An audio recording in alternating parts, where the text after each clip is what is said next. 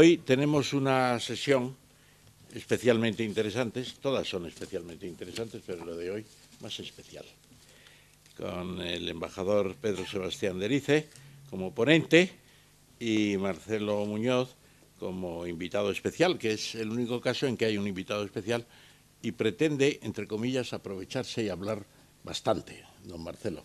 Así que le vigilaremos cuidadosamente para que no se sobrepase ni un minuto de los 15 que tiene otorgados. Y el presentador, pues es un presentador de lujo, que es cristiano, porque yo creo que lo de Cristian ya hay que llamarlo cristiano, ¿no? De Cristian es un poco foráneo, es cristiano, como los buenos futbolistas, ¿no? Bien, Cristiano Careaga. Fue discípulo mío en los cursos del doctorado, le dirigí la tesis, veo allí a su distinguida y bella esposa, Rosemary. Podías sentarte aquí en primera fila si quieres, estarás más cómoda y verás mejor a tu marido. Bien. Hizo una tesis doctoral sumamente interesante en la que obtuvo sobresaliente cum laude. O sea que lo primero de todo es doctor en ciencias económicas. Ha desarrollado muchas actividades y no las voy a leer todos porque él mismo me ha dado 3 minutos y ya llevo consumidos 2. Pero sí diré que ha sido director del Banco Europeo de Inversiones durante muchos años en Luxemburgo, con el seguimiento de la cartera de operaciones del BEI en los países que operan 141 fuera de la Unión Europea. Y director del Programa de Asistencia Técnica para el Medio Ambiente en el Mediterráneo, Norte de África y Oriente Medio, en colaboración con las Naciones Unidas, Banco Mundial y Comisión Europea. Jefe de la división del Benelux del BEI, del Banco Europeo de Inversiones, y responsable de operaciones en España para el desarrollo de infraestructuras hidráulicas, de energía y transportes. También director administrativo financiero para el Mediterráneo en la compañía de transportes Sealand, que saben ustedes que es una de las principales de contenedores, después de la Maersk, que es la primera, que es danesa. Y ha estado también en el Departamento de Créditos del First National Bank de Chicago y cursó en banca internacional en la Banking School de la misma ciudad de Windy City, la ciudad del viento, ¿no es eso? Auditor en la empresa Ernst & Whitney y partícipe en el Servicio de Estudios de la Cámara de Comercio de España en Londres. Entonces tenéis delante a un gran presentador que en el próximo curso que hagamos será ya conferenciante en el sentido más total de la palabra, y él va a introducir la sesión con el embajador y con don Marcelo. Así que, querido Cristiano, tienes la palabra. Buenas tardes a todos. Primero quiero agradecer a MAFRE el habernos permitido organizar estas conferencias con el tema China, superpotencia mundial, pasado, presente y futuro. Y ya dentro de MAFRE, en concreto en el Instituto de Cultura de la Fundación MAFRE, a través de su director Ignacio González Casasnovas y todo su equipo de colaboradores, que nos están permitiendo pues tener este locus amenus en donde llevamos la conferencia que vamos a cubrir en el día de hoy. Ustedes saben que MAFRE tiene intereses, aparte culturales, de la Fundación, propios de lo que es el mundo de los negocios, en lo que es en el área de seguros, y en concreto es el primer aspirante a hacerse con CESCE, que es la compañía española de seguros de crédito a la exportación. Por tanto, creo que este ciclo que organiza MAFRE está muy bien centrado y esperemos que podamos organizar otros en el futuro para apoyar lo que podría ser el crédito a la exportación y la actividad aseguradora de MAFRE en el mundo. Quiero, por supuesto, agradecerles a todos ustedes el haber venido, haber dejado sus otras actividades del día en un día tan lluvioso como hoy, aparte del partido de fútbol, y creo que han venido para ver una parte de este programa que también ha organizado el señor Tamames, el profesor Tamames, en donde estamos cubriendo a lo largo de las sesiones lo que es el mundo chino desde el punto de vista cultural, social, económico, financiero y empresarial, que será la parte que nos toca hacer hoy. Desde aquí también quiero agradecer a los estudiantes y estudiantas de la Universidad Rey Juan Carlos, que nos puedan estar viendo a través del sistema que tenemos de comunicaciones al fondo, así como a aquellos usuarios de Internet que están conectados con este mismo programa y que sepan ustedes, pueden tener acceso a todas las conferencias en lo que van a colgar dentro de unos días en la propia Fundación sobre el ciclo que estamos realizando. Entrando en el tema de China, pues yo creo que China nos causa, en cierta forma, miedo, espanto, terror al verla tan grande, tanto geográficamente como económicamente, como territorialmente, como número uno en cantidad de sectores, como veremos más adelante en las presentaciones. Y sin embargo también hay otra cara de China que quizá no se toca tanto y que creo que es muy importante, y es la visión que da Hu Jintao diciendo, bueno, China es muy grande, pero yo creo que hay que mirarla como país medio que desea ser homologable. Y homologable no quiere decir que técnicamente homologable en los productos, sino homologable socialmente, culturalmente, económicamente, sus empresas, etcétera. Ese es el gran esfuerzo de la última década de Hu Jintao, que seguramente continuará durante los próximos años con la llegada de la quinta generación, de la que hablaremos más adelante. En realidad hay dos grandes países, que son China e India, y entonces esto me recuerda a una conversación que mantuvimos hace 2 noches a la salida del coloquio, y decíamos, hay una historia del Quijote, un capítulo donde se hablan de los 2 leones que Don Quijote pide al carretero vizcaíno que suelte. Y en cierta forma lo que hay ahí es una muestra de valentía de nuestro caballero andante, que acababa de tomar unos requesones con Sancho Panza, y cuando vio que venía la carreta con los leones, se le ocurrió decir, párenlo y libere esos animales, y que yo quiero hacer una de mis grandes hazañas, porque soy un caballero. Y entonces soltaron los leones, todo el mundo salió corriendo con las mulas, se llevaron todo, y ahí se quedó Don Quijote mostrando más que valentía, yo diría temerariedad. Y eso es lo que nos puede pasar con estos 2 leones que tenemos por delante, que son China e India. Es decir, en el año 2040, China e India supondrán el 40% de la población mundial. Creo que es un dato muy importante a tener en cuenta.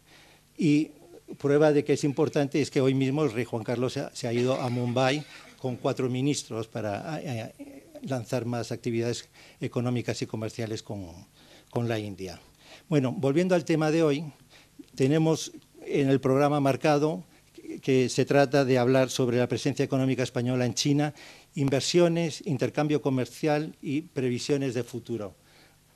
Parece que son 3 temas en uno. Por un lado, las inversiones y las actividades comerciales encajan bastante bien, y podríamos decir que eso lo podemos ver de distintas perspectivas, como lo haremos, como desde el punto de vista corporativo, o del jurídico, o del comercial.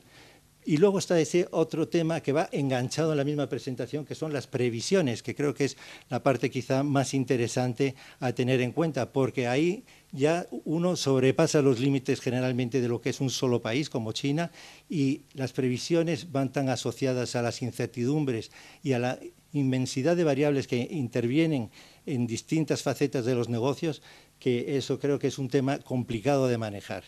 Y para ello vamos a hacer 2 presentaciones esta tarde. Una primera que es muy concreta, de introducción al tema de cómo es la llegada de una empresa a China, que la va a hacer el conferenciante don José Pedro Sebastián de Erice.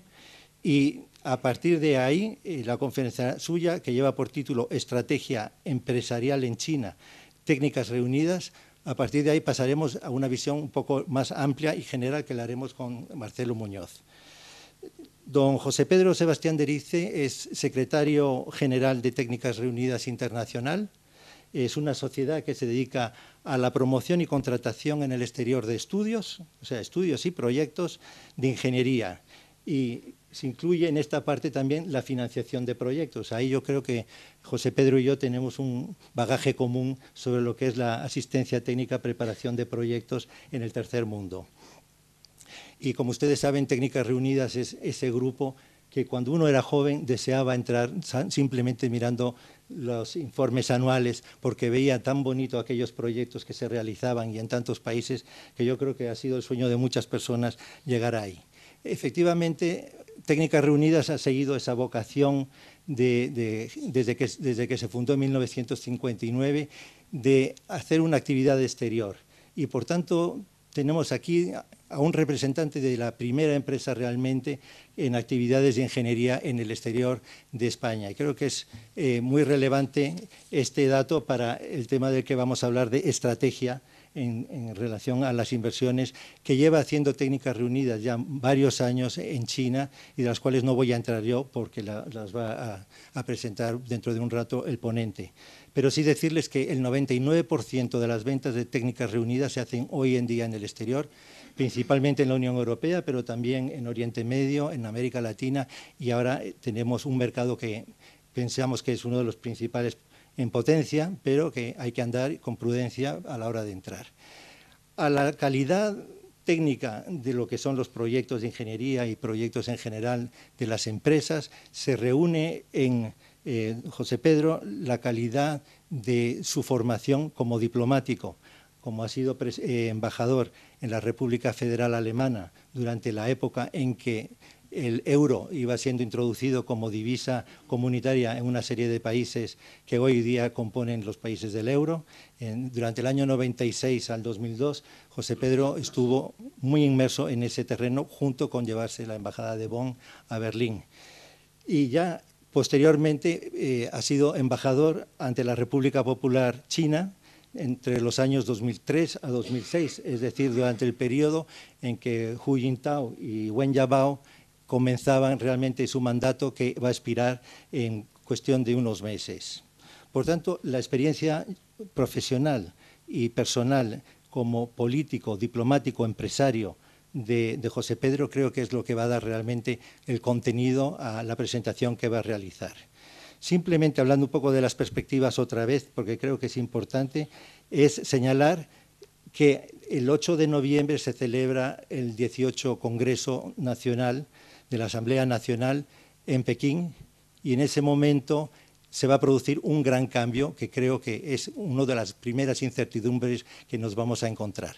El 6 de noviembre, elecciones en Estados Unidos, y el 8 de noviembre no son elecciones, pero sí un cambio importante en el Comité Central del Partido Comunista, en el Politburo amplio y en lo que es el Politburo permanente, en donde de los 9 actuales miembros, 7 van a ser reemplazados y quedarán Xi Jinping y Li Keqiang, seguramente una vez que se ratifique por la Asamblea Nacional el cambio político que está en ciernes. A esto se une, como otro elemento de incertidumbre, la crisis, que son situaciones conflictivas cuando los países están con déficits en Estados Unidos o en Europa, mientras que los chinos están en una situación muy boyante económicamente. Pero eso lleva a tensiones porque son los principales clientes los que están sufriendo la crisis. Y en algo no deberíamos olvidar que se le llama el país de la Gran Muralla. Ha sido un país cerrado durante unos siglos, los 2 siglos pasados, y ahora empieza realmente a despertar o a abrir. Y la mano izquierda de Pedro José, yo creo que de José Pedro nos va a mostrar cómo hace falta llevar una diplomacia en esta relación con China, en donde es tan importante el aspecto público, es decir, las grandes empresas son estatales y suelen estar dirigidas por la burocracia. Yo creo que es un elemento importante a tener en cuenta en el debate. Solamente 2 puntos más sobre su perfil profesional, y son 2 facetas más personales. Una, que es miembro del Consejo Asesor Internacional de China Europe International Business School de Shanghai, y otra, que es embajador de la amistad con el pueblo chino, algo que es muy relevante. Solamente Samarang y él son 2 personas españolas que han tenido el honor de recibir este premio de las autoridades chinas. Bueno, sin otros puntos que señalar, porque podría ser mucho más extensas, creo que la ponencia que va a hacer ahora José Pedro va a ser muy aleccionadora y fructífera, eso esperamos, los asistentes, y tiene la palabra José Pedro Sebastián de Erice. Muchas gracias, señor presidente. En primer lugar, muchísimas gracias a MAPFRE por organizar estas jornadas, y muchas gracias también a todos los colaboradores de MAPFRE por el apoyo, sobre todo en carácter logístico, que me han dado para esta presentación. También muchísimas gracias al profesor Tamames por su labor de profundizar en el conocimiento de China, por impulsar que la gente tenga curiosidad por lo que pasa en China y por montar estas jornadas. Estas jornadas, sí. También a Cristian Careaga por sus palabras de presentación, y cuando dice embajador de la amistad del pueblo chino con el pueblo español, quiero aprovechar para mencionar algo que en este momento desgraciadamente está muy de actualidad, que es que tenemos que distinguir entre las ovejas negras y los millones de chinos que son trabajadores honrados y que son personas que tienen verdaderas ganas de aprender y de entenderse con otros pueblos. Lo que ha ocurrido en los últimos días en España y en concreto en Madrid no debe ser una mancha en la imagen que podamos sacar de los chinos. Y por último, quiero también agradecer a Marcelo Muñoz, que es uno de los primeros empresarios que empezó a trabajar el mercado chino y que, por lo tanto, siguiendo la pauta de las enseñanzas de Confucio, que dice: tenemos que aprender y a respetar y admirar de la experiencia de los que de los mayores, en este caso no de la edad, sino de la experiencia que tiene Marcelo en el caso de China. Esto me parece a mí que no funciona. Por lo tanto, voy a utilizar esto. Yo tuve la suerte, permítanme que haga una pequeña mención, un poquitín de vanidad. Yo he viajado 156 veces a China y he vivido 3 años como embajador en China. Y en una de las veces, cuando yo estaba residiendo como embajador en China, tuve el honor de conocer al presidente de la Cámara de Comercio de la Unión Europea, que me dijo esta frase. Es decir, toda persona que viaja por primera vez a China tiene la tentación de contarlo y de escribir un libro. Cuando llevas ya más de 10 veces, tienes la tentación de dar una conferencia. Pero cuando pasas de un número X de viajes o de contratos, ya no te atreves a dar ningún consejo y lo único que puedes hacer es limitarte a contar experiencias. Por lo tanto, yo no puedo aquí presumir de nada, sino lo único que voy a hacer es contarles un poco cuál ha sido la vivencia mía en mi doble vertiente como exportador y como representante de España en China. Y sobre todo quiero hacerlo transmitiendo una cosa que a mí me impresionó mucho cuando empecé a ir a China, que es que los chinos tienen como un principio básico la humildad. Cuando tú empiezas a hablar, como varios de los que me han precedido presentándome, el chino inmediatamente empieza a decir que no, empieza a decir: soy una patata pequeñita, yo no sé nada, yo tengo que aprender de los demás. Bueno, yo creo que aquí lo que tengo que hacer es lo mismo, aprender de los que de verdad son los que tienen un conocimiento de lo que pasa en China. Esto, a ver si esto lo controlo. Es controlado. La experiencia de entrar en China es un poco comparable a estas fotos de cómo los chinos van construyendo un camino al borde de una montaña. Como ven ustedes, son capaces de colgarse para sujetarse e ir avanzando. Así van, y eso es un poco lo que cualquier extranjero que llega a China tiene después de unos ciertos primeros viajes, esa sensación. Poco a poco el camino se va concluyendo y termina transformándose en un camino que se puede circular. Esto, que puede parecer una cosa extraña, sigue ocurriendo en China y convive con esta imagen de Shanghái o esta imagen del centro financiero de Shanghái. Es decir, es el contraste continuo que es el que nos lleva a tratar de sacar un poco conclusiones de lo que pasa en China. Mi presentación se va a centrar en 4 cosas. En primer lugar, ¿qué es lo que es Técnicas Reunidas? Porque, aunque es una empresa, y yo agradezco las palabras que se han dado, pero es una empresa que es muy poco conocida. ¿Qué es lo que hemos hecho en China? ¿Cómo hemos intentado ir adaptándonos a la evolución y a los cambios en China? Y, por último, ¿qué hemos aprendido del mercado chino? Bueno, ¿qué es lo que hace Técnicas Reunidas? Es una empresa que diseña y construye plantas industriales, sobre todo en el sector del gas de refino y petroquímica. El 70% de nuestra actividad está aquí, del gas natural, de generación de energía y de infraestructuras. Tenemos unas ventas que están aproximadamente en 2.700 millones y que este año alcanzarán 3.000 millones de euros, y una carga de trabajo que aproximadamente a lo largo, al terminar este año 2012, estará en torno a 8.000 millones de euros. Es decir, eso significa que tenemos carga de trabajo, que podemos dar trabajo en España para los próximos tres años. Eso permite que tengamos en este momento 6.200 ingenieros y personal altamente cualificado y que sigamos contratando mucha gente regularmente. ¿Cómo se distribuye nuestra actividad? Pues como ven, en España poquísimo, en Europa, en Oriente Medio, en América Latina y en el resto del mundo, que es sobre todo Canadá, Australia y algo menos en China. En este momento nuestra actividad en China se ha reducido muy sensiblemente a un 4%. ¿Cuál es la experiencia de Técnicas Reunidas? Llevamos 27 años en ese país, abrimos una oficina en 1991, hemos firmado 26 contratos y hemos ejecutado obras más o menos por encima de los 2.000 millones de dólares. ¿Cuáles han sido nuestros objetivos en ese país? Pues sobre todo el tratar de transmitir la credibilidad en los ingenieros, en la tecnología española. Uno de los problemas más grandes que tiene una empresa española cuando llega a China es que no creen en nosotros, no nos conocen, no nos creen, y lo que podamos ofrecerlos, ellos piensan, ¿y por qué no le voy a comprar esto a un japonés, a un coreano o a un americano? Entonces tenemos que partir de cero. En ese sentido, nosotros hemos pasado 4 fases en nuestra actividad en China.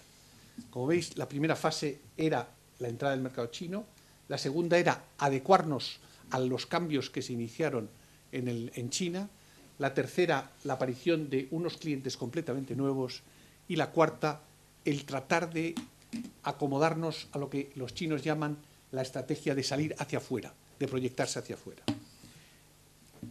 En la primera fase, nuestro objetivo principal era que las empresas chinas tuviesen confianza en la tecnología. ¿Cómo hicimos eso? Pues realmente fue una labor encomiable y admirable de juego entre la administración y las empresas. Eso fue a partir de los años 85 y yo creo que fue decisivo para la entrada de las empresas chinas. Pero tengo que empezar diciendo, o tengo que recordar, que nuestro primer esfuerzo en China fue un fracaso. Estuvimos negociando durante 1 año y medio un contrato en el año 85 y cuando ya estaba el contrato redactado, rubricado todas las páginas y se iba a firmar al día siguiente, a las 9 de la noche del día anterior a la firma, llamaron a la puerta de la habitación y me dijeron, lo sentimos mucho, pero el proyecto se ha cancelado. Y entonces ahí aprendimos una cosa, porque se pueden imaginar ustedes que la reacción fue, hemos llevado 1 año trabajando, hemos hecho un esfuerzo, hemos puesto todos los medios y de repente esto se viene abajo. Y entonces un amigo chino nos dijo, por favor, no se enfaden, denle la vuelta al tema y díganle a ustedes, a los chinos, que entienden perfectamente que hayan tomado esa decisión y que lo que hay que hacer es aprovechar de esa experiencia para reforzar nuestra amistad. Bueno, nosotros seguimos ese consejo un poco a ciegas y eso ha sido una de las claves del éxito que posteriormente ha tenido Técnicas Reunidas en China. Es decir, los chinos siempre han utilizado eso para decir, hombre, Técnicas Reunidas se ha mostrado como una empresa amiga. En esos primeros años nosotros firmamos una serie de contratos muy grandes y preparando esta conferencia me preguntaba Cristian Careaga que dónde se habían realizado estos proyectos. Pues se habían realizado el de Fusun en el norte industrial sometido a una reconversión industrial, en Xinjiang, que es la zona noroeste de China, es decir, la zona de cultura musulmana, o en Wuhan, que era donde estaba la vieja siderurgia que había que transformarla. Yo quiero contarles una anécdota muy graciosa de la negociación en Fusun. Es el primer contrato que firma Técnicas Reunidas en China. Llevábamos 1 año de negociación, era el año 88. En la última fase de la negociación llevábamos 1 mes peleándonos la parte china y la parte española. Y llegó un día en que yo le dije a la parte china, mire, no tiene sentido que nos sigamos peleando. Ustedes quieren en un contrato, en una oferta que nosotros hacíamos de 100 millones de dólares, que rebajemos 10 millones de dólares, nosotros no podemos hacerlo, es mejor que no nos peleemos, nos separamos y seguimos tan amigos, siguiendo el principio de que no hay que enfadarse con los chinos. Entonces el chino me dice, no, vamos a interrumpir esto un momento. En China, una de las cosas típicas de ese país es que cuando estás negociando, estás en unas reuniones, te llenan de té verde, que es sanísimo y que a todo el mundo se lo recomiendo, pero como se puede imaginar, el té verde tiene unas consecuencias también diuréticas muy fuertes, con lo cual hay que aprovechar cualquier excusa del interlocutor chino para decirle, si no le importa, me voy a ir al aseo. Yo me voy al aseo, me coloco frente a la pared y veo que a lo mío se me pone el interlocutor chino y me dice en voz baja, si en vez de bajar 10 millones de dólares, que es lo que le estoy pidiendo, baja usted 1, nos damos ahora mismo la mano. Y yo pensé, qué horror, yo no le puedo dar ahora la mano. Por un lado tengo que cerrar este contrato, pero por otro lado yo tengo que buscar alguna excusa para que salgamos de aquí, nos lavemos las manos. Y él insistía, no, we have to shake hands now. Y entonces yo dije, mire, yo tengo que llamar por teléfono a Madrid, tengo que pedir instrucciones, déjeme que unos minutos. Y gracias a eso, él se lavó las manos, yo me lavé las manos, yo llamé a Madrid y cerramos la operación. Esto es el primer proyecto que nosotros hicimos y a partir de ahí se hicieron una serie de proyectos. Ahí estoy yo firmando un gran complejo de etileno. Los chinos les encanta este tipo de ceremonias multitudinarias. Esto es ese complejo de etileno en Tianjin y así sigue tal. A partir del año 96 empieza una nueva etapa que es la transformación de las sociedades estatales chinas. Es cuando el Estado chino echa a muchísimo personal de las empresas chinas, es cuando, como consecuencia de ello, exigen que las empresas de ingeniería chinas sean mucho más competitivas y el gobierno empieza a apoyarlas y, como consecuencia de ello, los extranjeros empezamos a sufrir y pasamos una racha donde, unido a la crisis financiera asiática, pues casi no firmamos ningún proyecto. Luego viene la tercera fase, que es la del 2002 al 2007, donde ya se produce el gran boom de la inversión en China, con la aparición además de grandes inversores extranjeros sobre el sector petroquímico, y se produce un cambio por la aparición de las multinacionales que empiezan a invertir en China, y es donde nosotros empezamos a hacer proyectos con esas grandes multinacionales. Estos son la prueba de esos dos. Y luego, en la última fase, que son los últimos 5 años, donde realmente se ha producido un cambio radical, que es el que nos ha exigido acoplarnos, pero que ha producido un aspecto positivo y un aspecto a lo mejor no tan positivo. El aspecto positivo es que hemos ganado la confianza del chino y de las empresas chinas en la tecnología española y, por lo tanto, nuestros contratos tienen muchísimo más de tecnología 100% española, pero en cambio, como los fabricantes chinos, las empresas de ingeniería chinas son tan competitivas como las europeas, el volumen de nuestros contratos se ha reducido muy sustancialmente. Eso es lo que nos ha llevado a tratar de buscar dos nuevas vías. Una es ver cuando hay empresas extranjeras que invierten en China, entre ellas ya hay alguna empresa española, como es el caso de Cepsa, o que las empresas chinas empiezan a salir al exterior y, como tienen confianza en una empresa española, recurren a esa empresa española, Técnicas Reunidas, para ir juntos. Es el caso, por ejemplo, de un proyecto de una inversión de la primera petrolera china en Ecuador y de la tercera petrolera china en Uganda. Y por último, hay indudablemente, como se puede imaginar, el producto de todo a 100 de plásticos o de juguetes o de textil, enormemente competitivo, también se refleja en la industria y en la maquinaria. Por lo tanto, a nosotros estamos utilizando ahora fabricantes chinos para reducir las ofertas y poder ser tan competitivos como son otras empresas, sobre todo coreanas. Y por último, en algunos de los grandes proyectos que hemos hecho, sobre todo en Arabia Saudí, hemos recurrido a empresas constructoras chinas. En concreto, en uno de los primeros proyectos, que era la refinería más grande que se ha construido en el mundo hasta hace 2 o 3 años, en Arabia Saudí, nosotros necesitábamos recurrir a trabajadores.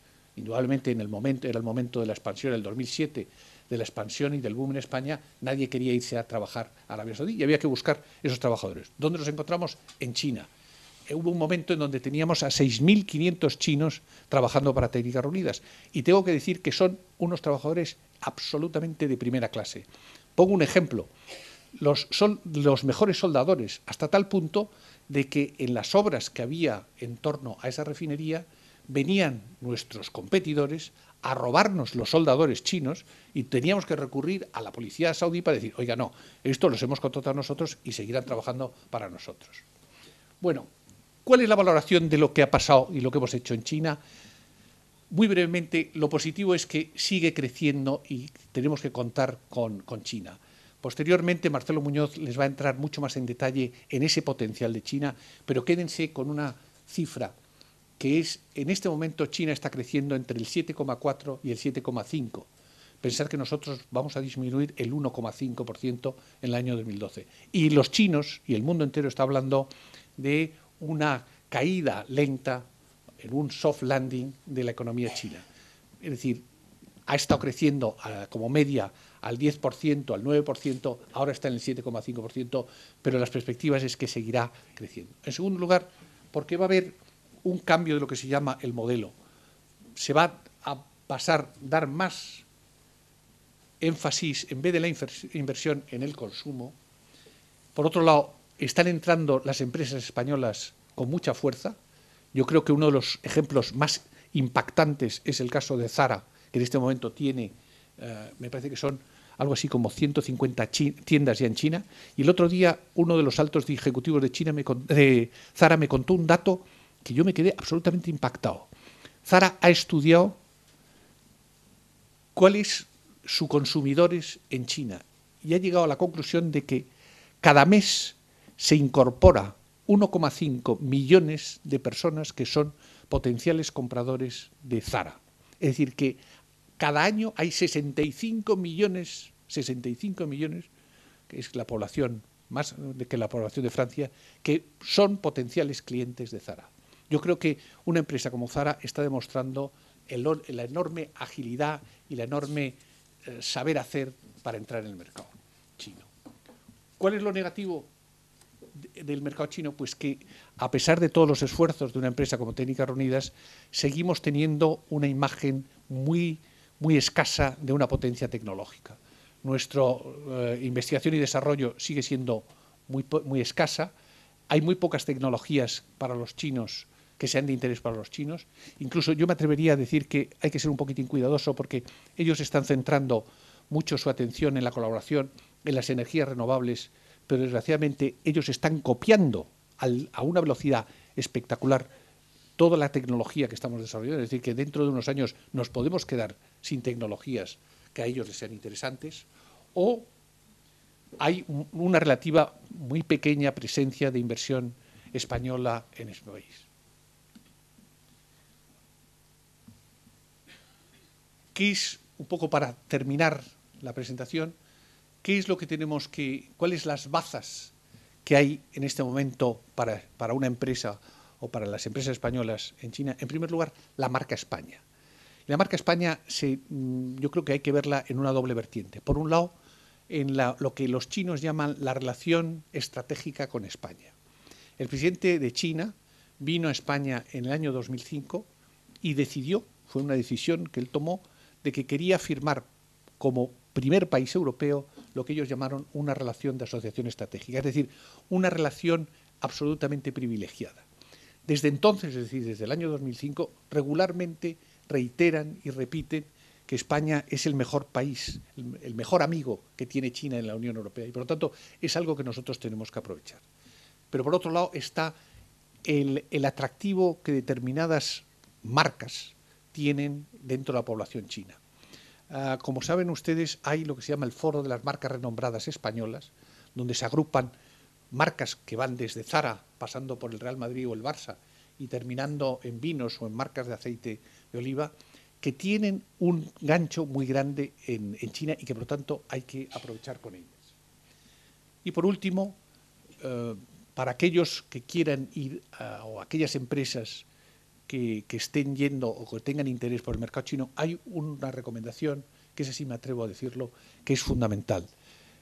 China no solo es un país importante a nivel escala mundial, sino que también tiene que serlo a cada una de las empresas. Y por lo tanto, en la dirección o en la alta dirección de las empresas tiene que haber una persona responsable de esa relación con China y de ese empujar a el otro. Por último, 3 experiencias que yo he aprendido de mi vida en China, que es, hay que dedicarle el 33% a tratar de conocer la historia y la cultura china. Es decir, hay que comprender cosas como que son muy importantes. Por ejemplo, los chinos no dicen nunca no. A un chino le preguntas, ¿quiere usted comerse unos percebes? ¿Qué es lo que más les gusta? Pero puede haber alguno que no le gustan los percebes o que no. Y entonces nunca te dirá que le gustan los percebes, sino dirá, a mí lo que más me gusta son los langostinos. Es decir, es una forma de enfocar la vida muy distinta. Por ejemplo, los chinos nunca llevan la contraria al jefe, lo cual es buenísimo cuando uno es jefe, pero es malísimo para el funcionamiento de una organización o el funcionamiento de la empresa. Entonces, hay que ver cómo poder entrar y comprender esa jerarquía. En segundo lugar, hay que dedicarle un 33% a tratar de conocer lo que pasa en China. Yo ahí les animaría a que viajen a China. Yo a veces, algunos de mis amigos me han preguntado, ¿y qué consejo me das? Ya, coja a tus niños, coja a tus hijos y llévatelos a China 2 o 3 semanas o un mes, que sepan lo que está ocurriendo. Yo, que ya soy una persona ya bastante de edad, recuerdo que cuando estaba en la universidad lo que me apetecía era ir a los Estados Unidos y toda mi obsesión era ir a conocer lo que pasaba en el mundo americano. Bueno, ahora lo que tenemos que hacer es que vayan esa gente joven a China y que se animen por conocer esa China. Con un pequeño matiz que les va a sorprender. Yo no les animo a que aprendan mandarín. El chino es complicadísimo, es dificilísimo. Y al final los chinos nunca van a hablar con nosotros mandarín. Cuando entren a hablar de negocios, hablarán en inglés o hablarán a través de un intérprete. Por lo tanto, no perdamos energías en estudiar mandarín, sino dediquemos esas energías a leer literatura.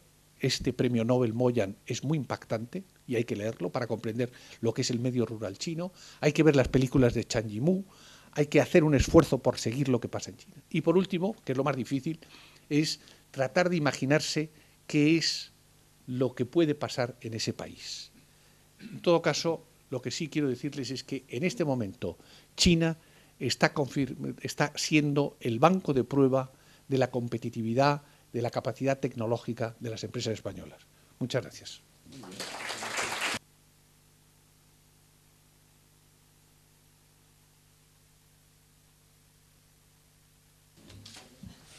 Pues muchísimas gracias, José Pedro Sebastián Derice, por las recomendaciones tan acertadas que nos has dado para los que vayan a China. Yo quisiera resumir algunos puntos que me han parecido interesantes muy brevemente.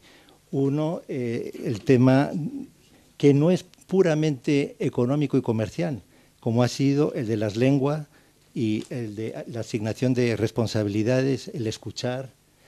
Otro que sí son más bien de tipo empresarial, como puede ser, hay que estar compitiendo todos los días, no se puede uno dormir porque el mundo varía a toda velocidad y, por tanto, los cambios tecnológicos, basta ver lo que ha pasado en los últimos 10 años, deja a cualquier empresa fuera de lugar en cuanto no está completamente al día de cómo van evolucionando los cambios tecnológicos en su sector.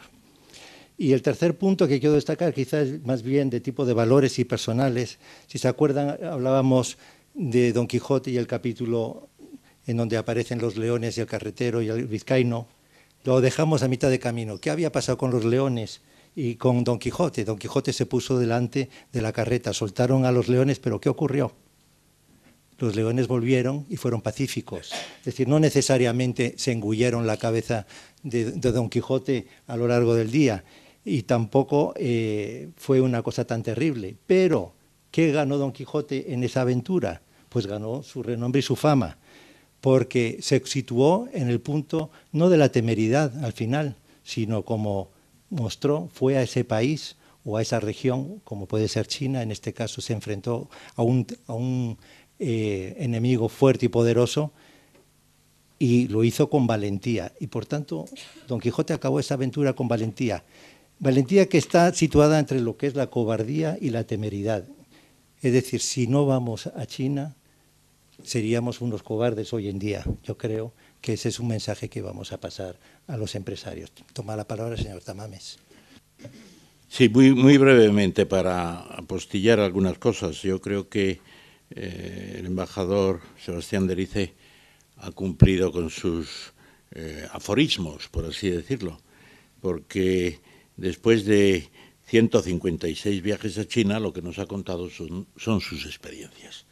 Yo recordaré que el primero y creo que único viaje de André Malraux, que luego fue, además de escribir L'Espoir, que es la mejor novela sobre la Guerra Civil Española, André Malraux solamente estuvo una vez, que yo sepa, en China, antes de ser ministro de Cultura del general de Gaulle, cuando ya fue bastantes más veces. Pero estuvo 11 días en Shanghái y escribió La condición humana, uno de sus mejores libros, lo cual significa que los libros se pueden escribir con una experiencia inicial realmente importante y con mucha documentación y mucho trabajo después. No me voy a comparar con André Malraux, pero yo escribí mi primer libro sobre China, librito muy breve, después de 10 viajes a China. Y apostillando también lo que ha dicho Cristiano, pues diría que Don Quijote, además de soltar los leones, estuvo a punto de ir a China, porque en el prólogo de la segunda parte, 1616, comenta que el embajador de China le ha invitado a visitar su país, mejor dicho, no el embajador, el emperador de la China, como dice él, le ha invitado a visitar su país y para que allí establezca un centro de enseñanza del idioma, del cual él podría ser el director. O sea que Cervantes fue absolutamente premonitorio. Y dice, no podré ir porque al embajador todavía no me ha enviado los viáticos que yo necesito para ir a tan lejano país. Al año siguiente murió y naturalmente el viaje no se pudo producir. El profesor Dong, traductor al chino del Quijote, por primera vez de forma directa desde el español, porque ya en tiempos de Don Quijote hay que recordar que la primera Biblia que se tradujo, dice, de Casiodoro Reina, 1565, dice, trasladada al español. Y Covarrubias, en el primer diccionario de la lengua española que tenemos, pues dice tesoro de la lengua española o castellana. Bueno, entonces, Don Quijote, si hubiera ido a China, pues habría sido formidable. Pero, en fin, no tuvimos esa suerte. También quiso ir a las Indias y Felipe II le dijo que no podía irse a las Indias. Y si se hubiera ido a las Indias no habría escrito el Quijote, desde luego habría escrito otras cosas. Perdonen estas disquisiciones, pero creo que todo está relacionado con todo, que es lo que dice la primera ley de la ecología de un gran ecólogo norteamericano que pasó a mejor vida hace pocos días. Entonces, perdón por haberme extendido y nuevamente devuelvo la palabra al moderador de esta sesión de hoy, don Cristiano.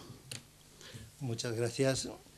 Bueno, terminada la primera parte de esta presentación, en donde hemos visto en qué puede consistir una estrategia, que es muy interesante ver todo el trabajo que puede hacer una empresa para que en el último momento alguien le sople al oído, di al día siguiente que estás dispuesto a revisar. Y eso se asume y es un inicio de un gran imperio que esperemos que siga montando técnicas reunidas en China. Bueno, sin más dilaciones voy a pasar a la presentación siguiente, que es la de Marcelo Muñoz, decano de los empresarios españoles en China, conocido por todos los empresarios españoles y muy conocido también en China porque ha realizado más de 100 viajes a ese país. Ha escrito 2 libros, El enigma chino, 30 años de observador, y China 2050 y sus desafíos. Los tienen ustedes en cualquier librería, basta mirarlos a través de Internet para solicitarlos. Marcelo Muñoz es director de Cátedra China en este momento, que es un foro de información, debate y análisis sobre China y su peso mundial y global en el siglo XXI.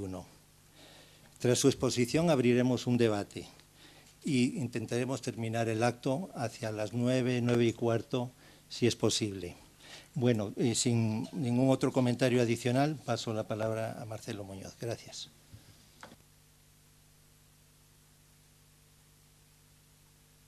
porque yo considero que no es un mercado, sino es el mercado del siglo XXI para las empresas españolas. Llevo 35 años, porque mi empresa, desde su constitución en China en el año 78, nos hemos dedicado a promover el mercado chino, a llevar empresas españolas a China. Puede hacer un balance positivo o negativo, lo iremos viendo. Pero, desde luego, estoy convencido que es hoy el mercado para el siglo XXI.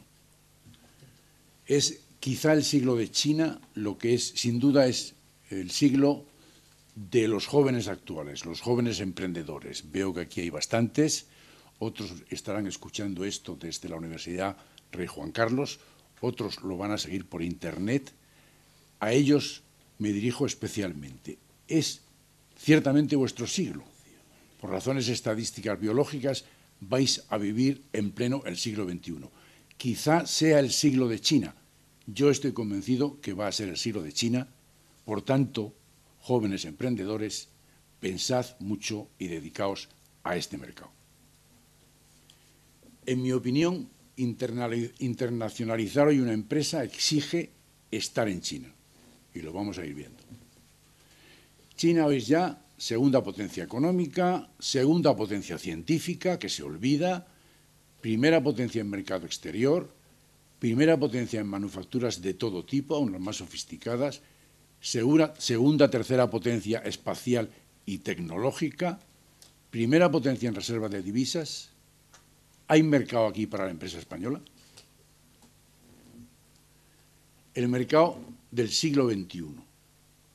Hay mucho mercado en cualquier sector de negocio para cualquier empresa, sin ningún género de dudas. En todos los sectores, en cualquier sector de producción, de tecnología, de servicios. Pero, advierto, olvidemos el todo a 100. La exportación china, de la exportación china total, el 0,3% corresponde al todo a 100. Lo demás está muy por encima del todo a 100. China, el mayor mercado de casi todo. Ordenadores, móviles, equipos de comunicaciones. Los equipos de comunicaciones más sofisticados que tiene Telefónica son de la empresa Huawei, la segunda multinacional del sector hoy en el mundo, en calzado, y en todos estos sectores de producción, China produce entre el 40 y el 50% de la producción mundial total. El mayor mercado de infraestructuras. Podemos hacer una lista interminable. Yo solo señalo, de aquí al año 2020, cada día se inaugura un nuevo pantano en China. Cada semana se inaugura una nueva central térmica. Cada mes se inauguran 20.000 nuevos kilómetros de autovías y autopistas. Ese es el mercado de infraestructuras, de arquitectura, de ingeniería. El mayor mercado mundial de vehículos. Hoy solo son 100 millones. De aquí al 2020 van a ser, según las previsiones de desarrollo, 500 millones más. De ellos, en el 2020, el 25% o el 30% serán eléctricos, porque es una de las grandes soluciones para frenar el cambio climático. Hoy ya en China hay 130 millones de bicicletas eléctricas. Para el 2015 serán 600 millones las bicicletas eléctricas o motocicletas que funcionan en China por electricidad. Y la mayor potencia espacial, de esto no se habla. China ha lanzado ya 160 satélites de investigación, científicos, está creando su GPS propio, ha lanzado ya 15 satélites para la constitución del GPS que cubre todo el área asiática y parte del Pacífico, y va a ir lanzando otros 15 satélites más. Un dato curioso, en noviembre del 2011, China batió el récord mundial de satélites lanzados en un mes. Lanzó 5. El mayor mercado informático. 700 millones de internautas, 370 millones de microblogs, 1.000 millones de móviles, y de aquí al 2020, ahí tenéis el mayor ordenador en potencia del mundo, construido en China con microchips ya chinos, porque el anterior primero del mundo era chino, pero con microchips importados. El mayor mercado de energías renovables. el mayor productor mundial de energía eólica, solar, biomasa. José Pedro ha citado cómo ahí van a competir con nosotros. Y para el 2020 esta capacidad se multiplicará por 5. La segunda potencia en I+D. En Europa, en la Unión Europea, hasta ahora dedicábamos el 1,9% al I+D. China estaba en el 1,7%, pero al ritmo que va Europa y China nos sobrepasa dentro de poco. El plan para 2011-2015 de China es dedicar 600.000 millones de euros a la investigación, el desarrollo y la innovación. Potencia mundial en conocimiento. En China, en 2011, entraron en la universidad el 28% de los jóvenes en la edad correspondiente. En el 2030 aspiran a que sea el 45% de los jóvenes que llega a la universidad. De 2010 a 2020 habrá, según estos datos, unos 75 millones de nuevos graduados universitarios. Para el 2040, el plan que tiene el Gobierno, que funciona a medio y largo plazo, el 90% de la población aspiran a que sea bilingüe, de la población entre 15 y 40 años, que sea bilingüe, no chino-inglés, sino chino y otro idioma. Puede ser español. En 2011, China ha llegado a ser el primer mercado mundial de arte por volumen de las transacciones contratadas en China. El mayor mercado mundial de artículos de lujo, con un 25% del total de ese mercado mundial.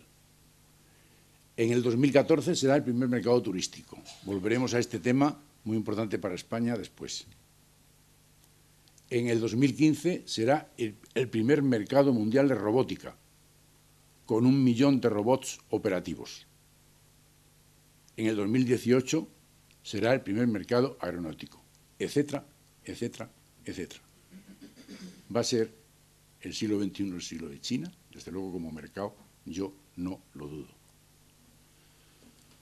Y todo el mundo, obviamente, está en este mercado, todo el mundo. 700.000 empresas extranjeras, con una inversión total de unos 700.000 millones de euros acumulados, y además China es el primero o segundo socio comercial prácticamente de todas las áreas o principales áreas comerciales del mundo. Y España, entramos en el tema. España en China.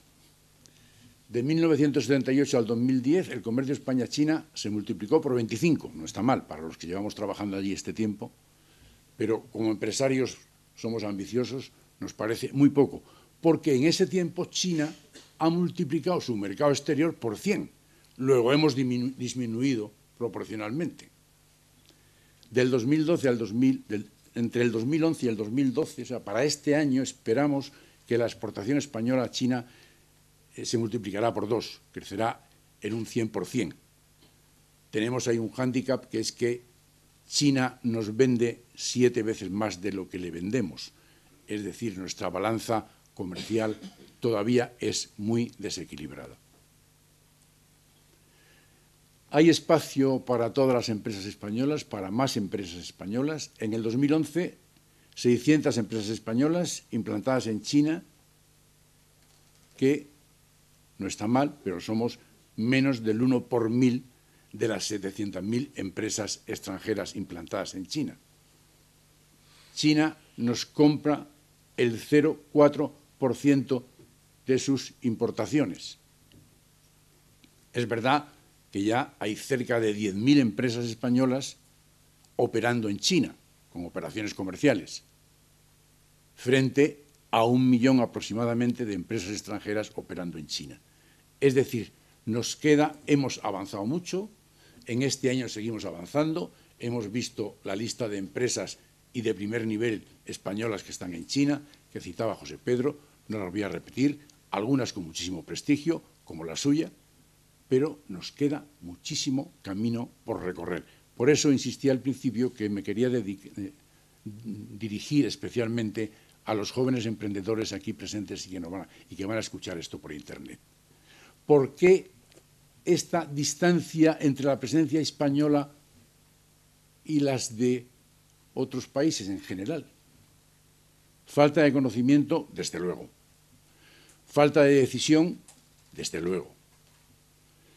Claro, la imagen que tenemos en China, y José Pedro citaba las repetidas informaciones de estos días de las mafias, la imagen tan negativa que se está vertiendo de China, yo siempre digo, frente a periodistas cuando tengo ocasión, que desanima a los empresarios. ¿Qué empresario va a ir a un país del que todos los días se está recibiendo impactos negativos? Vamos a la presencia española. Hay unos sectores concretos que se pueden consolidar en los que estamos. Sector servicios, banca, comunicaciones, hay presencias muy importantes, energías limpias, presencias muy importantes de empresas españolas, en moda, en alimentación selectiva, delicatessen, o vinos, aceite de oliva, vamos a ello después, en equipos de ingeniería, el ejemplo que nos ha puesto José Pedro es muy claro, en tecnología agraria, que España es casi número 1 en el mundo, también estamos allí y se puede potenciar, y sectores a impulsar, que ya estamos en China, son todos. Estos que cito aquí y muchísimos más, y que hay que subrayar desde el diseño a la biotecnología, la dietética, a biomedicina, una cantidad de sectores que España tiene muy buenos avances y que podemos presentarnos en China y debemos estar allí. Voy a citar dos sectores como no prioritarios, pero como para subrayar la facilidad que tendríamos si hubiera decisión de estar las empresas españolas en China. El sector agroalimentario, en eso somos primera potencia, en el sector turístico somos casi primera potencia. En el sector agroalimentario, aproximadamente el 35% del PIB chino es del sector agroalimentario. China es el mayor importador mundial. Son 300 millones de consumidores con un nivel de poder adquisitivo similar a la media española, pero en el 2020 serán 600 millones. Y dentro del sector tenemos dos productos estrellas para España, aceite de oliva y vinos de marca. Hay mucho mercado. Ahí tenéis un cultivo de olivos en China, un cultivo experimental en el fondo de la fotografía. El consumo de aceites vegetales en China es de 25 millones de toneladas al año. La importación de aceites vegetales en China es de 8 millones de toneladas. La importación de aceite de oliva, solo 100.000 toneladas. España es el primer productor mundial, pero que producimos prácticamente tanto como el resto del mundo junto en aceite de oliva. Hay mercado. España, la producción, 1,5 millones de toneladas, pues tenemos de las 100.000 camino que recorrer. El mercado del vino embotellado, consumo total de China, 1.550 millones de litros. Son 2.000 y pico millones de botellas. En el 2020 serán 3.000 millones de litros el consumo de vino embotellado. Importaciones, 147 millones de litros. Importación de vino embotellado español, solo 9,5 millones de litros, el 6,5%. Y somos una potencia en este sector mundial. Incremento del consumo, además, el 15% anual. Hay mercado. Sector turístico. España es potencia mundial, sin duda. China, en el 2011, envió 66 millones de turistas al exterior, a nivel internacional. En el 2014 será la primera potencia mundial en turismo con 100 millones de turistas emitidos y otros 100 millones recibidos. España en el 2011 la visitaron 130.000 chinos de esos casi 70 millones. Y hay que tener en cuenta, cada turista chino gasta un promedio de 6.000 euros en su viaje. 1 millón de turistas chinos dejaría en España 8.000 millones de euros. Buena cifra para una crisis. Y una anécdota. Cuando el viceprimer ministro chino visitó España, Li Keqiang, en enero, se habló de este tema con el gobierno español. Y estaba el ministro de Comercio y Turismo presente, que dijo que tenía un plan para traer para el año 2020 1 millón de turistas chinos a España. Y el viceprimer ministro chino se volvió y le dijo, ¿y por qué no 2 millones? Hay campo para una ambición ilimitada, pero hay que poner medios. España y China del siglo XXI nos queda mucho por hacer, a pesar de que hemos hecho mucho. Jóvenes emprendedores, es vuestro siglo, es vuestra oportunidad, es el siglo de China. Con un saludo del presidente Hu Jintao, que cesa ahora, y si queréis más datos, que lo he puesto como referencia en casi todas las diapositivas, mi último libro, China 2050, aborda este futuro. Y además lo abordo no opinando yo, sino preguntando a mis amigos chinos intelectuales y políticos qué opinan del futuro de China, del futuro del mundo, y ahí contestan. Y, como Cristian ha aludido a ello, os digo que en pocos días presentamos la Cátedra China, que pretende ser precisamente un foro de debate e información sobre China y el siglo XXI, una cátedra continuada, va a ser online, con revista periódica, con información, y le presentamos la cátedra el 6 de noviembre, por si alguien tiene interés en participar. He cumplido los 15 minutos, me he pasado un minuto.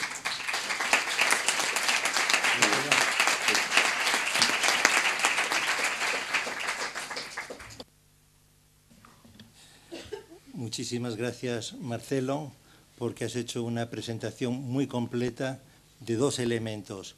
El primero, el que ha impresionado a todo el público con esas cifras astronómicas de lo que es el potencial chino, que me estaba haciendo a mí reflexionar sobre el debate que hubo ayer entre Mitt Romney y Barack Obama, en donde los últimos minutos del debate se lo dedicaron justamente a China.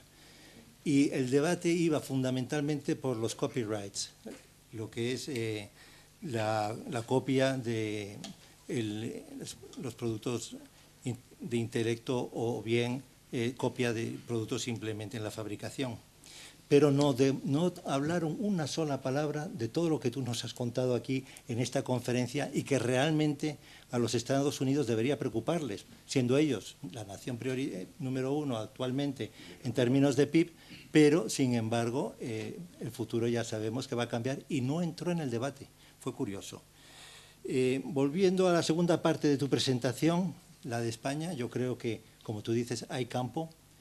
Y si consideramos que China es enorme, ellos hacen su evolución y nosotros tenemos campo para hacer nuestra evolución junto al lado. El profesor Tamames y yo, que somos desde hace mucho tiempo personas interesadas en los temas de medio ambiente y ecologismo, que hay nada más posible que convivan animales unos con otros, el antílope junto al cocodrilo, frente al elefante, frente al león, etcétera. Es decir, si nosotros tenemos un papel, tenemos que asumir el papel al tamaño de país que somos. Creo que eso es importante al ver las relaciones España-China. Es decir, puede haber muchísimo volumen, pero siempre, volviendo a lo mejor a la presentación de José Pedro, hay que tener en cuenta que en la estrategia se trata de objetivos y de qué medios cuentas para alcanzar esos objetivos. Entonces deberíamos afinar un poco, a lo mejor en el coloquio que vamos a abrir ahora.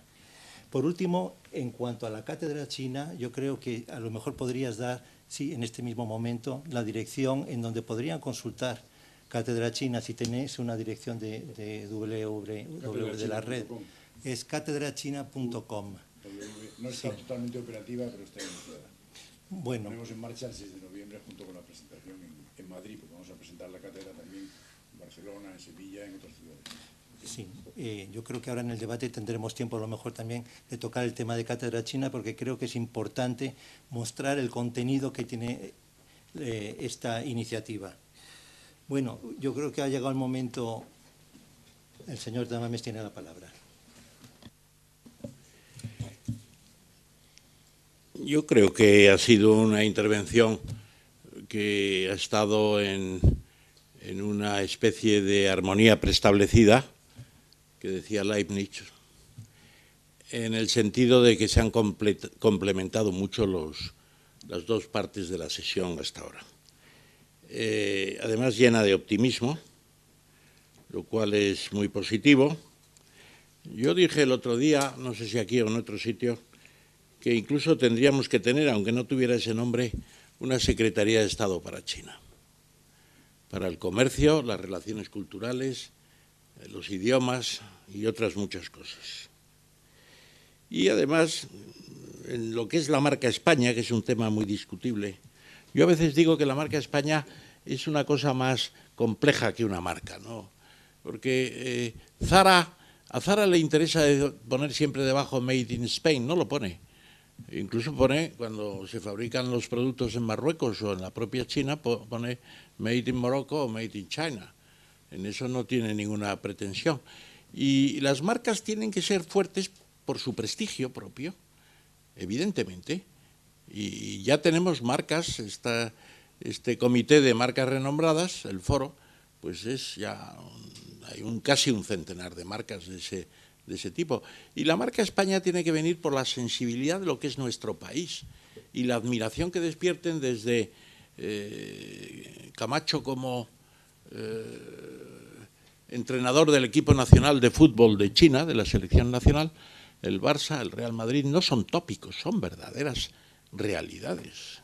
Yo, una de las muchas veces que he ido también a Malasia, cuando me voy allí al hotel que era el Hilton, lo primero que me dice el recepcionista cuando ve que soy de Madrid, me dice, ¿qué tal va el Real Madrid? Pues eso, pues son cosas muy importantes, mucho más de lo que se piensa a veces, digamos, anecdóticamente.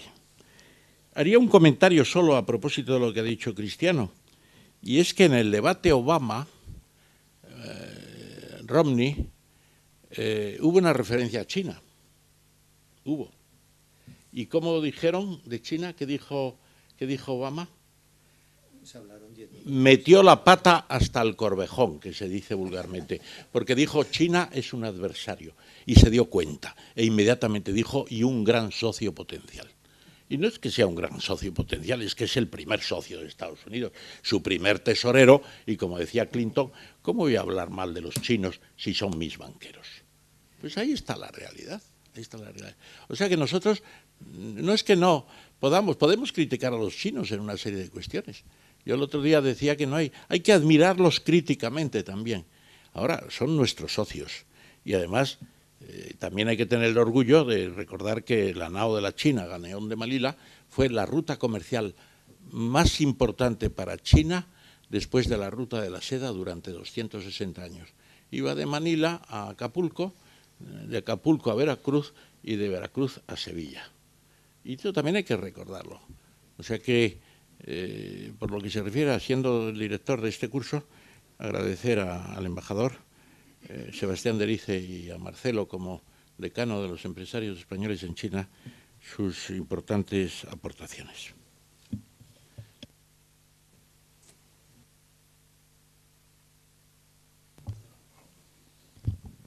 El problema fundamental es el desconocimiento que tenemos de China o el mal conocimiento, como le puede pasar a Mitt Romney o a muchos, mucho más en Estados Unidos.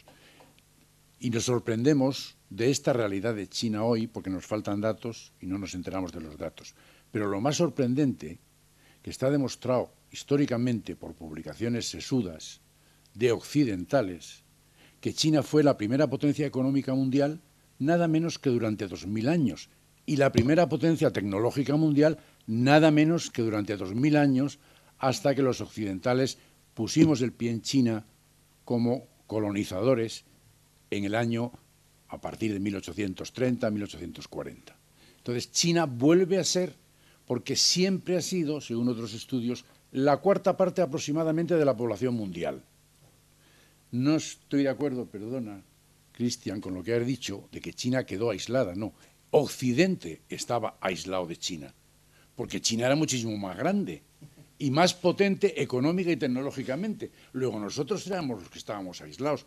Cuando el Imperio Romano está en su apogeo con Augusto, el Imperio Romano, según estudios modernos, producía el 8% del PIB mundial y China el 22%. Eso lo ignoramos, entonces nos sorprende. El reconocer eso nos vendrá muy bien porque yo creo que en este momento de crisis está aumentando la presencia española en China y podría y debería aumentar muchísimo más. Y recuerden ustedes, si lo saben y si no es bueno conocerlo, que Marco Aurelio, en el segundo siglo de nuestra era, envió su primer embajador del Imperio Romano a China. ya funcionaba la ruta de la seda. Y la ruta de la seda, cuando se interrumpe y las especies también, con la conquista de Constantinopla y la llegada de los turcos, es la que despierta el interés de portugueses y españoles por encontrar el mundo de las especias a través de sus navegaciones. Bien. Quiero, por supuesto, dar las gracias al embajador, a Manuel Muñoz, por sus excelentes presentaciones y felicitar también al señor Tamames por este ciclo que ha dirigido sabiamente en tantas facetas y que estamos cerrando en este momento como 6ª jornada, quedará todavía una 7ª jornada. Simplemente añadir un punto sobre este último debate. Creo que hemos alargado mucho el tema de la lengua, pero tenemos cátedra china, tenemos la confianza que nos dice Sebastián de Erice que debemos tener para llegar allí y entrar. Es un camino, pero creo que estaría bien que un poco más adelante se hiciera un simposio, un grupo de gente, un trabajo sobre cuál es el kit, cuál es el manual que hay que llevar para que estas empresas vayan allí y se dirijan allí, porque sabemos que hay mucho campo para desarrollar, pero no estamos orientados. Y creo que si hiciéramos el kit de la excursión, qué elementos hay que meter en el paquete para ir allí más orientados, basándonos en la experiencia de Marcelo o de José Pedro Sebastián de Erice y de otras personas que han estado muchos años, como también Felipe Dabasa. Entonces, podríamos realmente dar ese empujón dentro de unos meses y ayudar a esos jóvenes empresarios que Marcelo tanto anima a que vayan a China. Dicho estas palabras, cierra la conferencia el profesor Ramón Tamames. Muchas gracias, Cristiano, por tu estupenda presentación y moderación. Simplemente anunciarles que mañana tendremos la sesión de clausura de este ciclo y que va a ser una mesa redonda, y ya les explico un poco que Ana Fuentes, corresponsal de la cadena SER en Pekín durante años, va a referirse al periodismo en China y las redes sociales. Iván Máñez, editor de la revista Global Asia, va a hablar precisamente de su periódico y de los propósitos que tienen con este emprendimiento de publicar en chino y en español al mismo tiempo. Manuel Ollé, profesor titular de la Universidad Pompeu Fabra y sinólogo él, ha estado mucho tiempo en China también, se referirá al 18 Congreso del Partido Comunista de China, que se abre el 8 de noviembre. Y Jesús Osuna, presidente de la Asociación de Amigos de China, se referirá a sus actividades al frente de esta entidad, y Gonzalo Sol, de la Real Academia de Gastronomía, se ocupará de la alimentación china y de los alimentos españoles en China. Y para que no sufran con el tema del idioma, les puedo decir que también se puede aprender fácilmente algunas palabras importantes. Por ejemplo, si quieren decir 99, pues es cachichen, cachichen. Y cuando se produce, y ojalá que no se produzca entre nadie de ustedes, un divorcio, la despedida es chao chochín, chao chochín. Bueno, entonces nos despedimos hasta mañana y no dejen de venir con sus hijos, pupilos, alumnos, etcétera, y saludamos también a los que nos siguen por internet y a los que están en el piso de arriba también siguiendo esta sesión. Muchas gracias otra vez a la Fundación Mafre y a Rocío que nos hace, y a Iñaki.